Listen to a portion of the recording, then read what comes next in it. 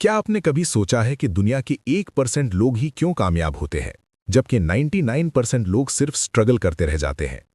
क्या फर्क है एक साधारण इंसान और एक लेजेंड के बीच? फर्क किस्मत का नहीं है, फर्क मेहनत का भी नहीं है। फर्क है उस स्टेट ऑफ माइंड का जिसमें वो अपने दिन को खत्म करते हैं। रात का वो वक्त जब आप सोने वाले होते हैं, वो सिर्फ सोने के लिए नहीं होता, वो यूनिवर्स के सबसे बड़े खजाने को अनलॉक करने का समय होता है। आज जो मैं आपको बताने जा रहा हूं, वो आपकी जिंदगी का सबसे बड़ा टर्निंग पॉइंट साबित हो सकता है। ये कोई साधारण मोटिवेशन नहीं है, ये वो एंशिएंट साइंस है जिसे हमारे वेदों में और उपनिषदों में छुपा कर रखा गया था, ताकि इसका गलत इस्तेमाल न हो सके। लेकिन उससे पहले मैं चाहता हूं कि आप एक सिचुएशन को इमेजिन करें। उस इंसान के बारे में सोचिए जिसने अपना सब कुछ दांव पर लगा दिया, जिसने दिन रात एक कर दी अपने सपने के लिए, पसीना बहाया, रातों की नींद हराम की, लेकिन अंत में हाथ क्या लगा? सिर्फ फेलियर। वो रात को अपने बिस्तर पर लेटता है और छत को घूरते हुए सोचता है कि आखिर कमी कहाँ रह गई। उसकी आंखों में आंसू हैं, लेकिन वो रो नहीं सकता, क्योंकि उसे अपने परिवार के सामने स्ट्रांग बनना है। वो अंदर से टूट चुका है। उसे लगता है कि शायद भगवान या ये यूनिवर्स उसके खिलाफ है। क्या आपने कभी ऐसा महसूस किया है? क्या कभी ऐसा लगा है कि आप चीखना चाहते हैं लेकिन आवाज नहीं निकल रही?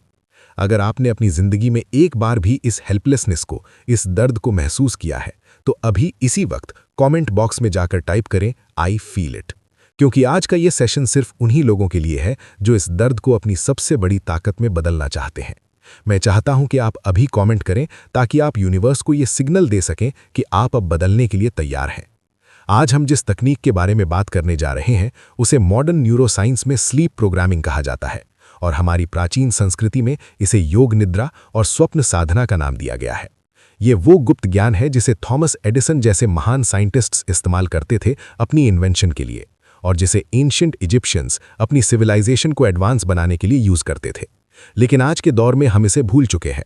हम सोने से पहले अपने फोन में दुनिया भर का कचरा देखते हैं, नेगेटिव न्यूज़ देखते हैं और उसी नेगेटिव वाइब्रेशन के साथ सो जाते हैं। फिर हम शिकायत करते हैं कि हमारी लाइफ में कुछ अच्छा क्यों नहीं हो रहा।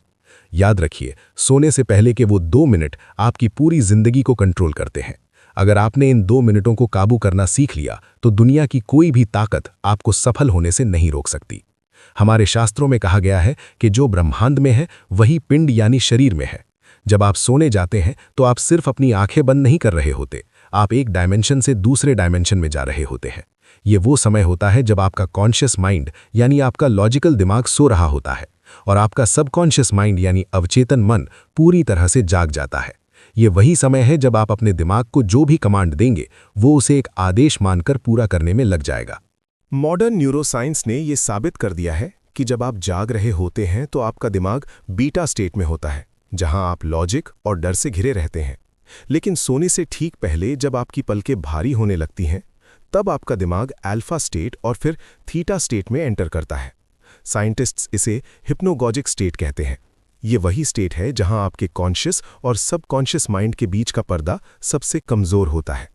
हिस्ट्री गवाह है कि थॉमस एडिसन और एल्बर्ट आइंस्टाइन जैसे जीनियस अपनी मुश्किल से मुश्किल प्रॉब्लम्स का हल इसी स्टेट में खोजते थे। एडिसन अक्सर अपने हाथ में लोहे की बॉल लेकर कुर्सी पर झपकी लेते थे, ताकि जैसे ही वो गहरी नींद में जाने लगे, बॉल गिरे और वो जाग जाए। वो ऐसा इसलिए करते थे क्योंकि उस आधी नींद और आधी जागृति की अवस्था में उन्हें वो आइडियाज मिलते थे जो उनका लॉजिकल दिमाग कभी सोच ही नहीं सकता था। लेकिन हमारे ऋषियों ने इसे हजारों साल पहले ही डिकोड कर लिया था। मांडुक्य उपनिषद में चेतना की 4 अवस्थाओं का वर्णन है: जागृत, स्वप्न, सुषुप्ति और तुरीय। आज दुनिया जिसे लॉ ऑफ अट्रैक्शन या सबकॉन्शियस प्रोग्रामिंग कहती है, वो असल में हमारे वेदों का संकल्प विज्ञान है। ऋग्वेद में कहा गया है कि ये ब्रह्मांड वाइब्रेशन से बना है, और आपका विचार भी एक वाइब्रेशन है। जब आप सोने से पहले किसी विचार को होल्ड करते हैं, तो आप उसे सीधे कॉस्मिक इंटेलिजेंस यानी ब्रह्मांडीय चेतना को सौंप रहे होते हैं। ये ठीक वैसे ही है जैसे आप गूगल पर कुछ सर्च करते हैं और एंटर दबाते हैं। एंटर दबाने के बाद आप टेंशन नहीं लेते कि रिजल्ट आएगा या नहीं। आपको पता होता है कि सर्वर अपना काम करेगा। ठीक वैसे ही सोने से पहले के ये 2 मिनट आपके दिमाग का एंटर बटन है। प्राचीन मिस्र यानी एंशिएंट इजिप्ट में भी स्लीप टेम्पल्स हुआ करते थे, जहां लोग अपनी बीमारियों और समस्याओं का इलाज ढूंढने के लिए एक खास तरीके से सोने जाते थे। वो मानते थे कि नींद के दौरान आत्मा देवताओं से बात करती है।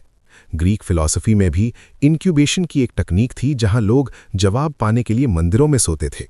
इसका मतलब ये है कि ये ज्ञान सिर्फ भारत तक सीमित नहीं था, बल्कि पूरी दुनिया की महान सभ्यताओं को ये पता था कि नींद सिर्फ शरीर का आराम नहीं है, बल्कि ये आत्मा का रिचार्ज स्टेशन है। लेकिन कलयुग में हम इस विद्या को भूल गए हैं। आज की मॉडर्न लाइफस्टाइल ने हमें इतना बिजी कर दिया है कि हम सोने को सिर्फ एक वेस्ट ऑफ टाइम मानते हैं।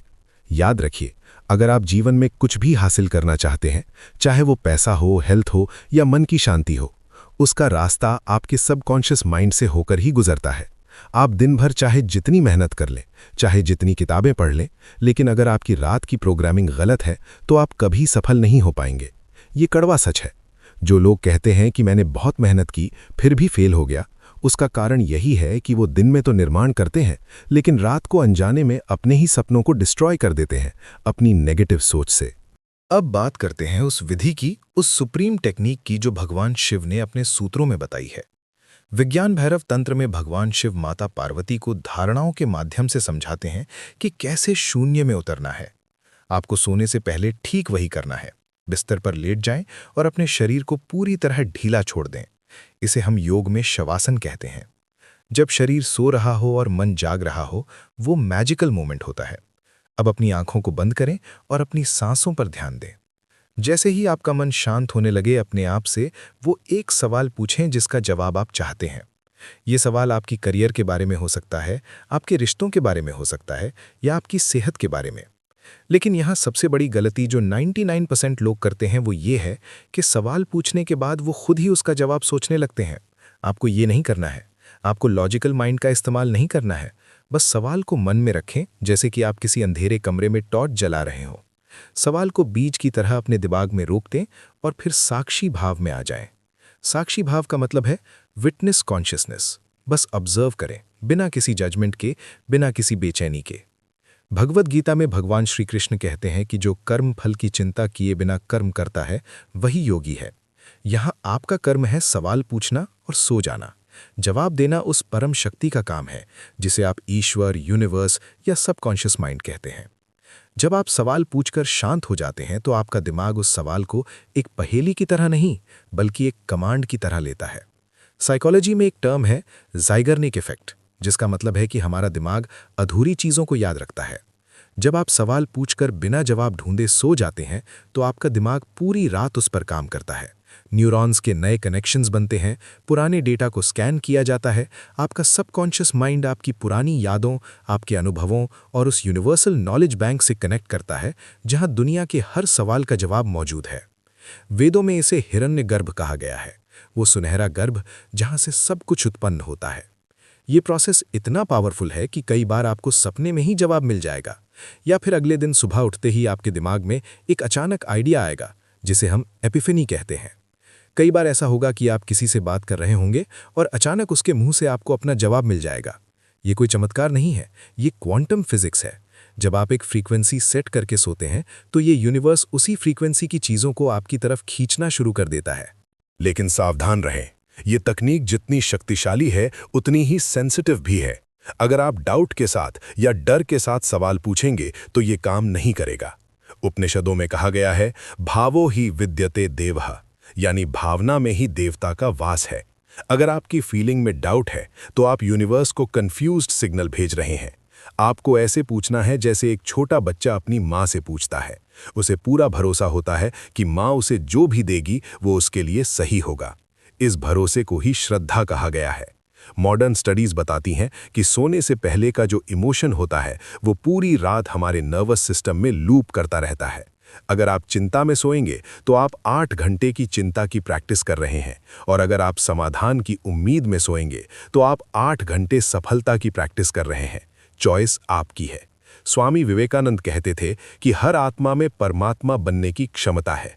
वो क्षमता इसी अवचेतन मन में छुपी है। जब आप इस तकनीक को हर रात करना शुरू करेंगे तो पहले कुछ दिन आपको शायद अजीब लगे, हो सकता है आपका मन भटके, लेकिन इसे छोड़ना मत। हमारे शास्त्रों में अभ्यास और वैराग्य को मन को काबू करने का एकमात्र रास्ता बताया गया है। आपको ये समझना होगा कि आप सिर्फ हार्ड मांस का पुतला नहीं है, आप अनंत ऊर्जा का स्रोत है। सोहम अस्मि, वो मैं ही हूँ। ये ज्ञान जो आज मैंने आपको दिया है, ये कोई साधारण मोटिवेशनल स्पीच नहीं है। ये वो चाबी है जिससे आप अपनी किस्मत का ताला खोल सकते हैं। बड़े से बड़े एम्पायर इसी विजन से बने हैं, महान आविष्कार इसी शांति में हुए हैं। आज रात जब आप बिस्तर पर जाएं तो फोन को दूर रख दें, दुनिया के शोर को म्यूट कर दें और अपने भीतर के उस सन्नाटे को सुनें। अपने उस सवाल को मन में लाएं जो आपको परेशान कर रहा है, और फिर उस सवाल को उस अंधेरे में छोड़ दें जहां से रोशनी की किरण फूटेगी। विश्वास मानिए, आपका दिमाग एक सुपर कंप्यूटर है जिसे बस सही प्रोग्रामिंग की जरूरत है। सोने से पहले के ये 2 मिनट आपकी डेस्टिनी बदल सकते हैं। ये सिर्फ एक आदत नहीं है, ये एक साधना है, एक तपस्या है, और इसका फल आपको जरूर मिलेगा। ये ब्रह्मांड का कानून है और ब्रह्मांड कभी अपने कानून नहीं तोड़ता। इस प्रोसेस को आज रात से ही शुरू करें, कल का इंतजार न करें, क्योंकि कल कभी नहीं आता।